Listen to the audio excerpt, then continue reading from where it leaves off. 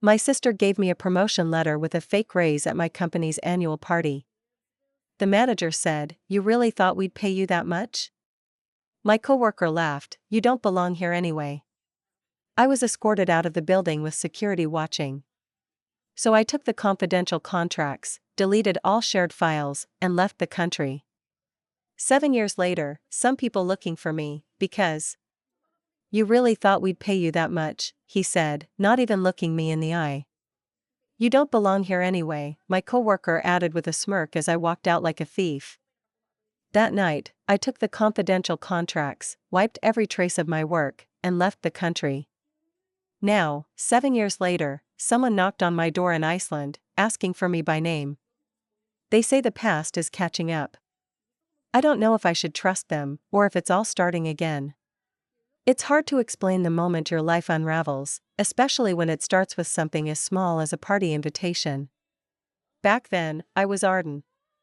31, living alone in a modest apartment just outside Seattle, clocking in 60 to 70 hours a week at Valencia Systems, a regional tech consulting firm where I'd worked for nearly a decade.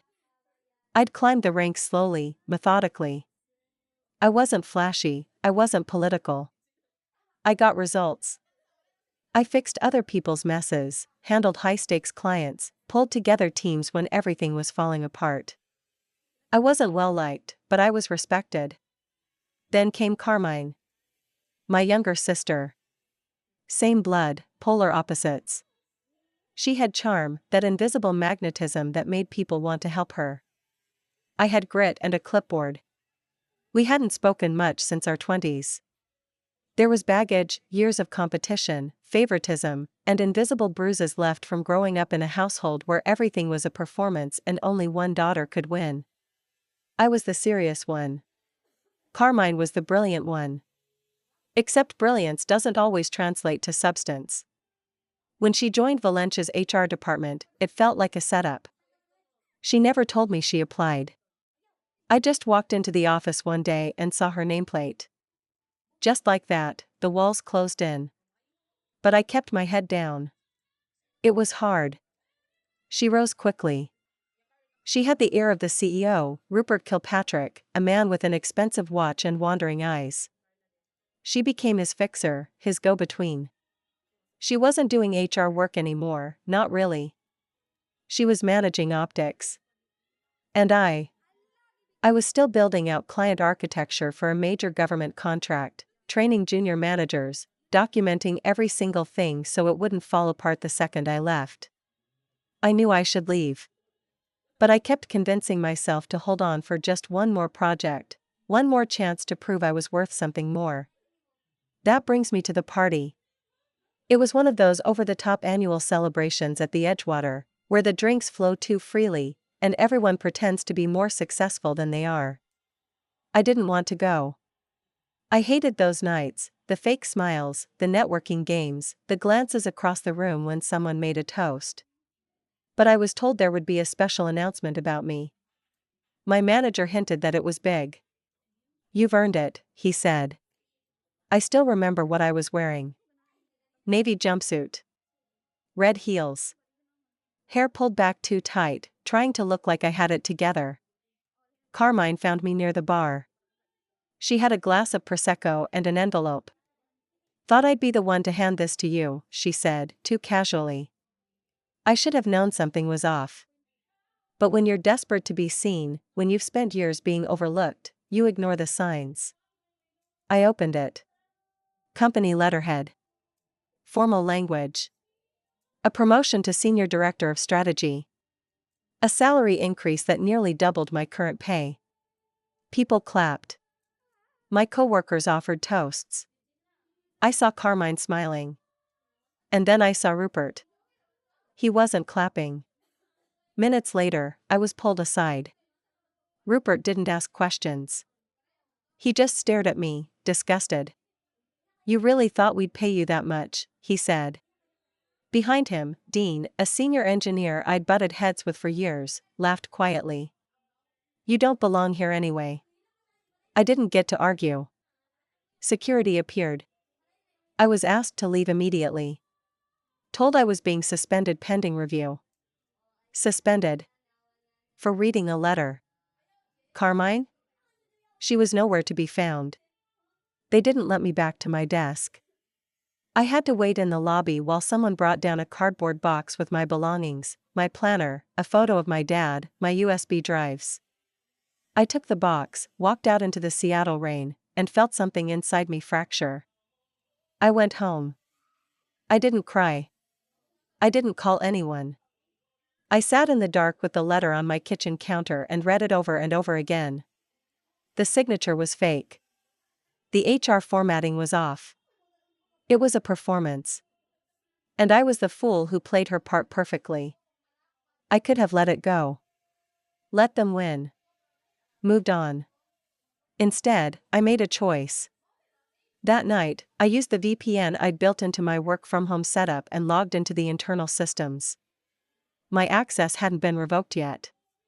I downloaded every contract I'd worked on over the last 3 years, some with federal implications, some with NDAs attached. I accessed supplier records, expense reports, private audits. I collected proof of systemic data manipulation on one of our government bids. I didn't even know the full scope at the time, I just knew it was big. Then, I erased everything I had authored. Every folder, every spreadsheet, every timeline. Valencia had backups, of course. But I knew where they were stored. And more importantly, I knew which files were scheduled for automated sync, and which ones were local only, stored by me because I didn't trust anyone else to get it right. By morning, I was gone. One-way flight to Iceland. Reykjavik, then north to Akureyri, where no one knew my name. I changed my hair. Got a new passport with a different name through a sketchy contact I paid in crypto. It wasn't legal, but it worked. I deleted every trace of my social media, abandoned my phone, and started from scratch. For 7 years, I lived off remote gigs, small companies, startups, ghostwriting reports, and business plans. Nothing traceable. Nothing flashy. I built a life in pieces. And every year, on the anniversary of the party, I took the fake promotion letter out of its hiding spot, lit a candle, and watched it burn to ash. Then, last week, someone knocked on my door. Not a local. American accent. Tall, late 40s. Wore a too-clean parka and had a professional smile that didn't match his eyes. Looking for Arden Greaves, he said. I froze. I think you've got the wrong place, I replied through the door. But he didn't leave. My name's Quint Mallory. I'm not a cop. I work with a reconciliation firm. Private. We specialize in resolving complicated legacies. He said he was looking for me because someone at Valencia had started leaking documents, recent ones. And in the fallout, my name came up again.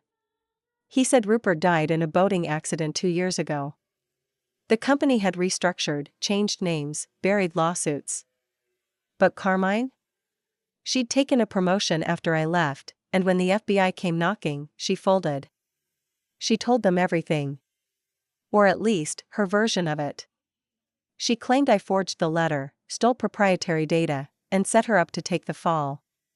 She painted herself as a whistleblower caught in the middle. But because I disappeared, I became the mystery. The question mark. That made me dangerous. Quint said Valencia, now operating as Versed Tech Consulting, wanted to ensure I wouldn't come forward. That I wasn't sitting on something explosive. That I hadn't sold anything. I didn't, I told him flatly. He nodded. I believe you. But they don't. I didn't open the door for Quint. I spoke through the glass, heart pounding so hard I thought it might echo down the hallway. He slipped his card under the door, no phone number, just a name and a generic email address. He didn't pressure me. Just said, if you ever want to tell your side of the story, now might be your last clean chance to do it. Then he left. I stood there, the thin rectangle of cardstock at my feet, suddenly transported back to that damn hotel ballroom. The flashing cameras, the pop of champagne bottles, the polite applause. All of it a performance choreographed by Carmine. How long had she been planning it? Did she forge the letter alone, or did someone help her? I never really figured out how deep the betrayal ran, and now it was clawing its way back up through the cracks. That night I didn't sleep. Instead, I pulled out a laptop I hadn't used in years, one I kept in a lockbox under the floorboards of my tiny studio. It wasn't connected to anything. No Wi-Fi. No syncs. No passwords stored. It had the last folder I hadn't deleted. I opened it. Inside were scans of the contracts I'd taken, blurry PDFs, some incomplete, some duplicates. But the important ones were there. Internal procurement memos. A timeline for a bid that had been falsified by upper management to meet a federal deadline. And an email from Rupert himself, instructing someone to massage delivery dates to keep a client from canceling. I'd never shared these. I could have made millions selling them back then. But I didn't. I just wanted to disappear. I didn't want money. I wanted to stop hurting. The next morning, I called an old friend. Michael.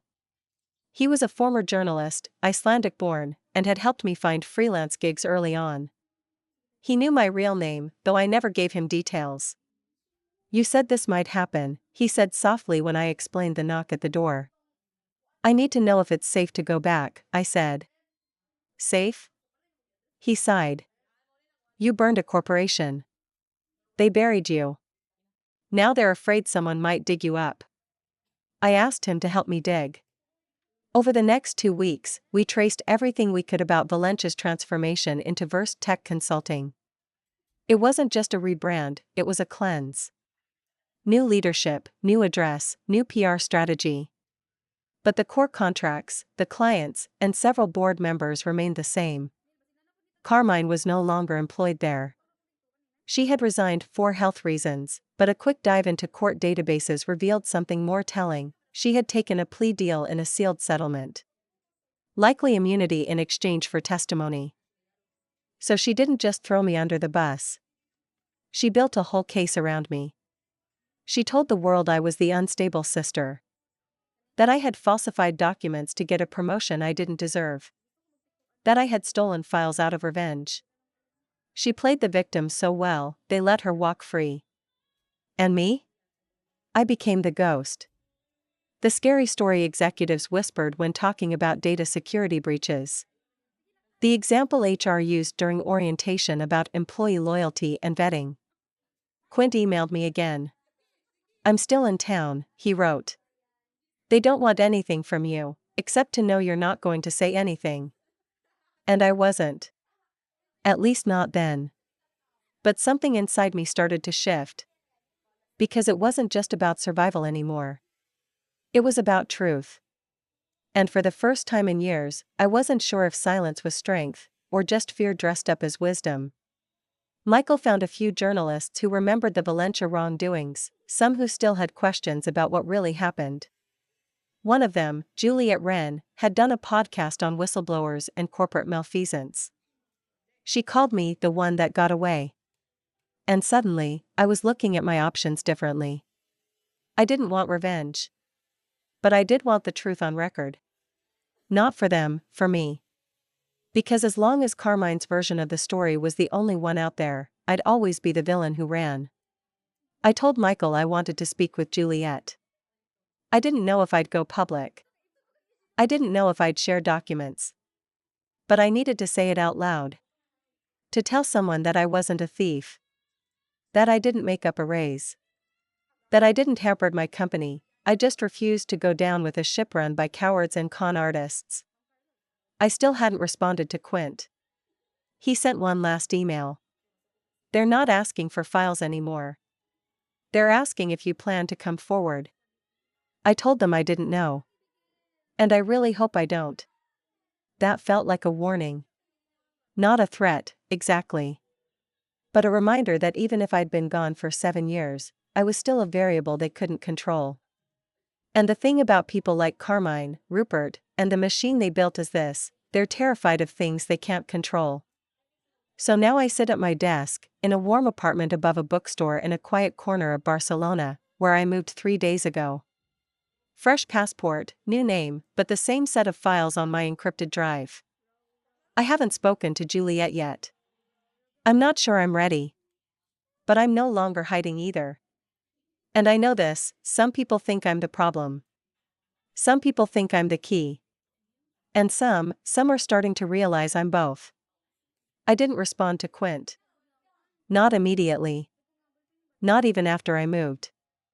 But his words stayed with me, creeping into the corners of my mind when I thought I had finally found quiet. They're asking if you plan to come forward. Not what you want, not what you took. Just, if I still had a voice. And that made something click inside me.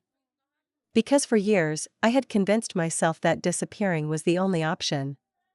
That self-preservation meant silence. But now? Now I wondered if I had handed them the ending they wanted, the neat conclusion to their story. The crazy sister who went off the rails and vanished. The one nobody could ask questions about because she simply didn't exist anymore. But I did. I still do. After settling in Barcelona, I tried to keep a low profile. My apartment was tucked behind an old church in El Raval, just above a bakery that opened before dawn. I'd fall asleep to the smell of rising dough and wake up with the sound of bells and mopeds. Most days, I taught marketing strategy and analytics workshops at a tiny co-op paid in cash. No records. I liked the simplicity. The anonymity. But in the evenings, I began writing. Not a tell-all memoir, not exactly. More like a timeline, a reconstruction of everything that happened, from the day Carmine joined Valencia to the night I left. I wanted to remember the small things. The emails I flagged, the budget discrepancies I patched over, the errors Carmine would dismiss with a laugh and a shrug. How I let things slide because I didn't want to be the one stirring the pot. I wrote about the promotion letter. The font that was slightly wrong. The phrasing that was off. How Carmine had handed it to me with such forced casualness, her hand steady, her smile practiced. I still remember the slight tremble in my own fingers when I opened it. And I wrote about what came after, the hours I spent downloading, organizing, deleting. How I used my personal encryption key to mask all login activity for 2 days, buying myself enough time to cover my tracks. I wrote about Iceland. The cold, the isolation. The strange peace of being unknown. And I kept thinking, what was Carmine doing in those same hours? Was she watching everything unravel? Did she panic when I disappeared, or was that part of the plan? Michael helped me encrypt my timeline. We stored it in fragments across multiple servers, none linked to my identity. He kept reminding me, if you ever decide to share it, make sure it's your version, not the one they forced on you. Juliet, the journalist, emailed again. Subject, just one conversation body, I understand if you're hesitant. But I've followed your story for years. If you want a space to say what happened, I'll listen. Even if it's just off the record. I didn't reply. Not then. But I read it 3 times before logging off. Instead, I started researching something else, the people who had replaced me. The new executives at Verse Tech. The board members who survived the transition. Some were the same, repackaged under new titles. Others were new blood, likely brought in to clean up the mess. But the rot at the core? It was still there. In particular, I looked into Alina Voss, a rising executive who now ran most of what used to be my department. A former compliance officer, publicly praised for her ethics-first leadership style. She did TEDx talks on corporate transparency. Wrote articles on whistleblower protections. She also worked under Carmine for 3 years. If anyone knew what really went on, it was her. I debated reaching out. But every move felt like lighting a flare. The deeper I went into their world, the more I worried they'd trace the heat back to me. I wasn't scared of being arrested, I hadn't broken any real laws, and most of the files I had were expired or irrelevant by now. But I was scared of losing my peace. And I was scared of what I'd find if I kept digging. Michael pushed me gently. Maybe the reason they're still watching you isn't because you're dangerous, he said. Maybe it's because you're the only one who knows how much they've lied. One night, while walking along the beach near Barceloneta, I watched a group of teenagers lighting a paper lantern and sending it into the sky. It wobbled in the wind before catching an updraft and drifting off, higher than I expected. It reminded me of that moment in the Edgewater Hotel. The envelope in my hand. The glow of hope before the fall. I wondered how many people had read that letter and believed it. Believed that I had finally gotten what I deserved. And how many people now thought I had tried to cheat the system, got caught, and ran. Truth had become this blurry thing. And maybe that was why I couldn't let go. A few nights later, I got another email. Not from Quint. Not from Juliet. This one was anonymous. Subject: you don't know the whole story. Body: they're not just afraid of what you did. They're afraid of what someone else might say. Someone who stayed. Someone who's talking. Be careful. There was no name. No IP trace that Michael could find. The email disappeared after 24 hours. I tried to ignore it. Tried to move on. But something about the phrasing stuck with me. They're afraid of what someone else might say. Who? Alina? Someone from my old team? Maybe even Carmine? I hadn't thought about her voice in years. I used to be able to hear it in my head, mocking, dismissive, always with an undercurrent of condescension. But now, I just wondered if she ever looked in the mirror and saw what she'd done. I didn't hate her. Not anymore. That was the strangest part of all this. I felt detached. Like her betrayal had become just another data point in the chaos of my life. But I did want answers. It was late, nearly 2 a.m., when I found myself staring at a blank email draft addressed to Juliet Wren. The cursor blinked, taunting me. I typed out 3 different openings and deleted them all. I didn't want to sound dramatic, but I didn't want to be passive either.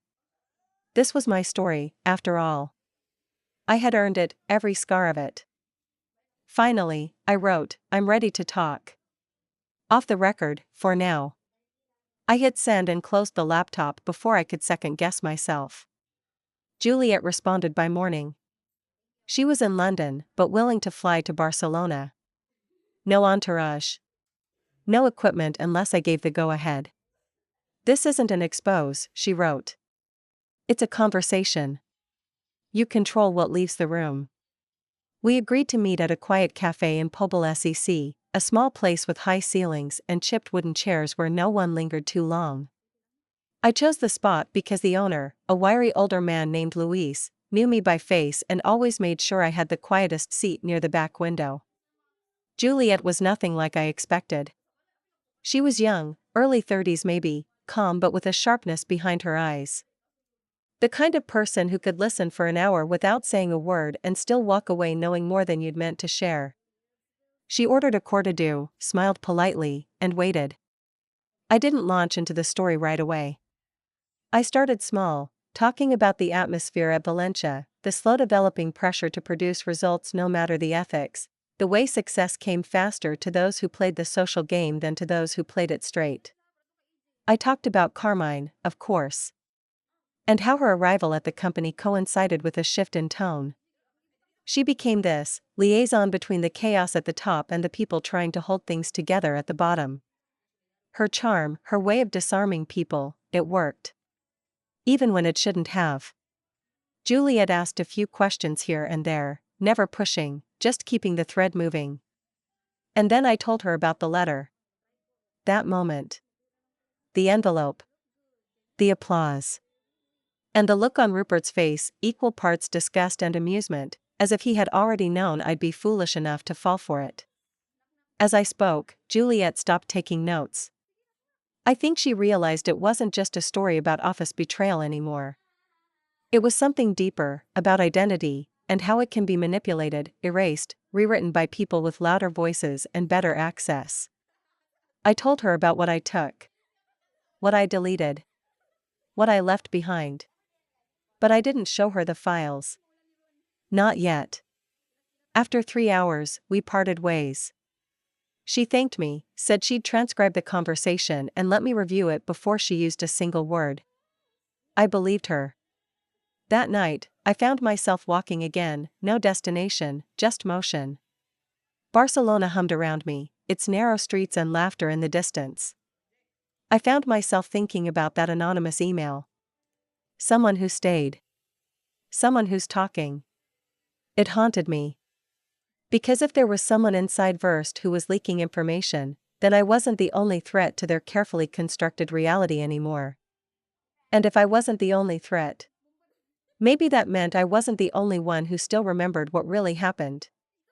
2 days later, Juliet emailed me again. Not with a transcript, but with a question. Do you know someone named Marlo Finch? The name hit me like a punch to the stomach. Marlo had been my intern back in the Valencia days. Fresh out of college, painfully smart, painfully shy, and too idealistic to survive in a place like that. I'd tried to shield her from the worst of it. She handled data for me, helped me clean up reports that would otherwise be buried under Carmine's bureaucratic red tape. I'd even vouched for her full-time position before I left. I had no idea what happened to her after I disappeared. She reached out to me, Juliet continued. Said she read my work on corporate fraud and wanted to talk. She never mentioned your name. But her story lines up with yours in some interesting ways. Now I was rattled. I emailed Juliet back, asking what Marlo had said. She replied that Marlo hadn't gone into specifics yet, but she was nervous, cautious. She wants to know if you're alive, Juliet wrote. She thinks you were silenced. Or worse. I didn't hesitate. Tell her I'm alive, I wrote. Tell her I want to talk. We arranged a video call, encrypted, routed through a VPN. It took 3 tries to get a secure connection. And when Marlo's face finally appeared on the screen, my breath caught. She looked different, older, sharper, but still with that wide-eyed sincerity I remembered. Except now, it was shaded with something harder. Something like fear. Arden, she said quietly, like she couldn't believe I was real. I go by a different name now, I replied. But yeah. It's me. She laughed, a short, bitter sound. I thought you were dead. No. Just erased. She nodded slowly. I almost was, too. We talked for over an hour. Marlo had stayed at Valencia, then Verst, longer than I would have imagined. She said after I left, things spiraled fast. Projects fell apart. Clients pulled out. And people started whispering that there had been a major data breach, but no one could prove it. Then, a year later, she was pulled into a meeting with Carmine and someone from legal. They accused her of withholding internal analytics that had cost the company a renewal contract. The data, they claimed, was altered. Fabricated. She knew it wasn't true. But they made her sign a compliance form under pressure, and she was let go quietly a few weeks later. I started collecting emails before they wiped my laptop, she said. Saved backups on external drives. I didn't know what I was doing at first. I just knew something was wrong. I asked her why she never came forward. Because they made an example out of you, she said simply. They made you look like a lunatic. A bitter, failed woman who tried to scam her way into a promotion and then torched the place out of spite. No one wanted to be the next Arden Greaves. Her words hit me like a slap. Not because they were cruel, but because they were true. I asked her what she wanted now. To set the record straight, she said. Even if no one believes it. Even if we don't get anything out of it. I want the truth out there. And for the first time since the day I walked out of that building, I realized I wasn't alone. Marlo and I spent the next month working in complete secrecy. Different countries, different names, same mission. We didn't want money. We didn't want attention. We wanted something harder to get, truth. And in our world, truth meant receipts. She had kept everything, email chains, metadata logs, timestamps, even draft files with comments Carmine had made and deleted later. All of it proving that Carmine had manipulated internal reports and reshaped data to make certain projects look more successful than they were. Worse, there were directives, some verbal, some written, encouraging her to scapegoat underperforming employees when clients pulled funding. One of those employees had been me. I added what I had to the pile: contracts, redacted timelines, that one email from Rupert about massaging the delivery dates. Together, it created a clear picture: falsified internal performance metrics, manipulation of compliance reports for investors, and most damning of all, intentional defamation of employees for personal gain. We didn't rush. We wanted it airtight. Juliet agreed to help. But not with a flashy headline. We were smarter than that. The three of us crafted a detailed exposé under the radar, serialized and framed as a whistleblower case study, not a wrongdoing, but a pattern of behavior in a broken system. We anonymized names in the early drafts. Let the facts breathe before pointing fingers. And then we gave the entire packet, anonymized but traceable, to a reputable compliance and ethics watchdog organization in Washington, D.C. They had no ties to Versed Tech and had been trying to build a case against corporate data manipulation in the tech sector for years. They jumped on it. 2 weeks later, they published a 48-page white paper detailing the systemic practices used by a then unnamed mid-level consultancy firm to falsify investor and client reports. The paper went viral in legal and compliance circles. Suddenly, every company that had ever worked with Valentia, or now Versed, was asking questions. And that's when we dropped the name. Juliet did a follow-up interview on a podcast with over 1 million listeners in the corporate governance world. She read out excerpts from the whistleblower statements, including mine, and finally attached the name, Versed Tech Consulting, formerly Valentia Systems. Rupert was dead, but the remaining board members weren't. Several of them were still involved with high-profile projects. Within days, compliance officers were scrambling. Federal contracts were paused. Internal investigations launched. Audits reopened. It was a beautiful, quiet collapse. Not fire and brimstone. Just a slow but certain undoing. Verst's clients pulled funding. Their public relations team issued a desperate statement denying everything, calling it the misguided efforts of a disgruntled former employee. But by then, it didn't matter. The watchdog group posted the files. Redacted names, but the story was there. So were the receipts. Within a month, Alina Voss, the ethics first executive brought in to clean up the old culture, publicly resigned and released a cryptic statement: some organizations cannot be repaired. Only dismantled. That was the final blow. But we weren't done. Carmine resurfaced briefly to give an interview. She looked polished, composed. Still playing her game. She said she had always tried to do the right thing. She said I had fabricated an entire narrative to justify my mistakes. She said she felt sorry for me. I smiled when I saw the clip. Because 2 days later, Marlowe filed a formal defamation suit against Carmine, backed by the emails she had saved. I wasn't the plaintiff, Marlowe was. And it wasn't about money. It was about perjury, and workplace torment, and character assassination. The suit was airtight. Versed tried to settle privately. Marlowe refused. They caved, publicly and with conditions. Carmine issued a formal statement of retraction, admitting inconsistencies in her handling of internal reports and poor judgment in her accusations against former staff. That was it. No jail time. No screaming courtroom drama. Just a 3-paragraph statement that stripped Carmine of the thing she cared about most, her credibility. After that, she vanished. As for me? I took my name back.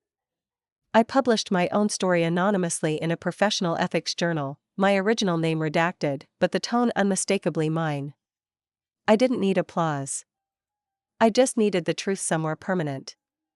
Michael still checks in every week. He says I seem lighter. Juliet's podcast now has an entire season dedicated to digital disappearance and reinvention. And Marlowe? She's speaking at a conference in Geneva next month on ethical data governance. She used her real name. As for me, I stayed in Barcelona. Sometimes I sit outside the bookstore where I first wrote down my timeline. I order coffee from Luis, who still doesn't know a thing about who I really am. I teach my classes. I take long walks along the coast. I breathe. No more flares. No more aliases. I won. And I didn't have to destroy anyone to do it. They destroyed themselves.